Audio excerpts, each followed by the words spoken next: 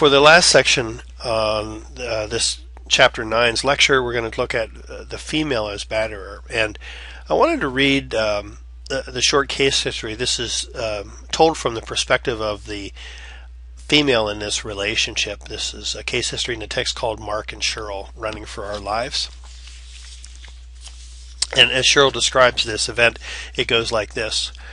Mark suddenly jumped on me from behind, knocking me to the living room floor. He started choking me and calling me a bitch. Then he forced sex on me right in front of our 12-year-old son, Danny. Danny grabbed a poker near the fireplace and hit his dad in the head, stunning him. I got up and hit Mark in the head as hard as I could with a dining room chair, and then I began to kick him as hard as I could anywhere that I could. I knew he'd come after me when he came to, so I grabbed Danny with one hand and my purse with the other, and we ran for our lives. The authors of the text use this scenario as an example of a situation where you might encounter male intimate or female intimate partner violence, and of course this situation leaves a lot of questions left. Should women who use violence against their male partners be termed batterers and taken to jail? The likelihood is that if a police officer encountered this situation, she would be arrested and taken to jail, even though she didn't initiate, and many would say initiate the violence, and many would say, in fact, that she was defending herself. Is this behavior that is typical of a battered woman? And would you call this retaliatory or self-defensive or mutual? So these are the kinds of questions that we run into in this particular topic. Men are not the sole perpetrators of intimate violence. There are some women who abuse men, and a rare few who even kill their partners. But as we find in this field and in the study of this field, much of the female to male intimate partner violence is self-defensive. Women oftentimes are reacting to what is being done to them and not initiating the violence itself. And sometimes you really have to explore deeply to get to this point when you encounter violent relationships such as this. And the Mark and Cheryl case history is a great example of that. Now there have been other motives, and some of this has been touched on in earlier chapters as well. Other motives for female to male intimate partner violence, including anger among female offenders, violence of a battered female victim. In other words, sometimes they don't even have to be involved in a particular violent event, but anticipating it coming. Victims often know when another assault is about to occur. And so sometimes their violence can be seen as a reaction to the perception of a threat. Could be due to jealousy or could be due to mutual violence, according to some theories. I believe we looked at the situation of a couple back in Michigan a few weeks ago. That was the basis of the movie The Burning Bed. And in this particular situation, she set the bed on fire while her partner slept there, and it was seen as the result of years of horrible abuse, and ultimately, it was dealt with differently by the criminal system than you might expect. Sometimes there are some beliefs also that females want to control male partner, but that's really the subject of a lot of controversy and contradictory findings. And certainly the male control, which is set up through socialization, among other things, I think the dynamics for women who have this need to control male partners would be very different, I think. There are some correlates, again, not necessarily causes, but things that are correlated with female to male intimate partner violence, including childhood abuse and later perpetration. We know that socialization in childhood can lead to antisocial personality disorders, and that type of disorder elevates the frequency of adult female partner violence, according to some studies.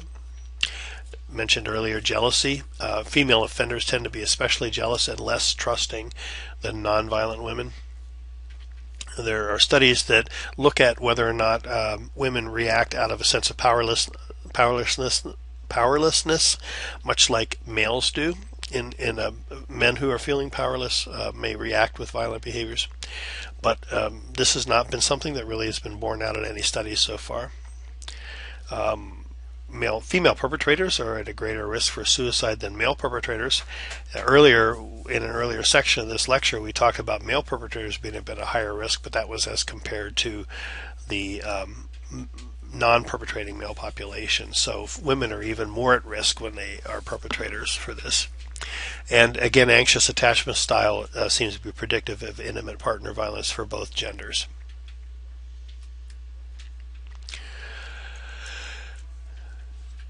Sometimes women do kill their partners, and when women kill, the text says they most often kill male intimates. In many cases, these women have been female victims. In situations where battered women have killed their abusers to stop the violence, their own use of violence has necessarily become the paramount issue. One of the defenses that has been used successfully in courts, although it's not universally accepted, is what's known as the battered woman syndrome, and it is a subcategory of post-traumatic stress disorder. It's very much connected to that, and the theory behind this is that the perpetrator's violence, and this would be the male perpetrator's violence. This non-contingent, uncontrollable, cyclical nature of that life created by a male perpetrator creates a condition for the female of learned helplessness, where she learns that there's nothing really she can do about this. And she comes to believe over time that the only way to escape this is to resort to killing her abuser. And so this is essentially the battered woman syndrome that ties it back into the woman's behavior, tied back into the male perpetrator, the environment, and the life that has been created for her as having no way out except by murder. And these women nearly always kill out of fear for their own life or their children's safety. So that's just a little introduction into battered woman syndrome, and is something that if it interests you, you really would want to look into this more deeply. There's a fair amount of literature out there on this. And finally, again, this is a short segment, and I'm going to refer back to the Bancroft and Silverman text again to look at some facts about female intimate partner violence. While abuse may be mutual and there are female perpetrators, sexual assault by intimate partners occurs 25 times as often to women as it does to men. Stalking by intimate partners occurs 8 times more often to women than to men. Injuries from physical or sexual assault by intimate partners that need medical attention occurs 7 times more often to women as to men. Female homicides of male partners are much less common than the reverse, and those that do occur tend to be carried out by those women previously victimized by her partner. Incidents of female parents killing children or non-partners during a domestic violence assault is rare with a female perpetrator, but is present in 1/5 of domestic violence episodes where the death of a partner occurred. True mutual abuse is very rare, according to these authors. And so, yes, female intimate partner violence does occur and does exist, but it's a very, very different kind of a thing than male to female intimate partner violence. And so here's some good facts to kind of tell you why that is.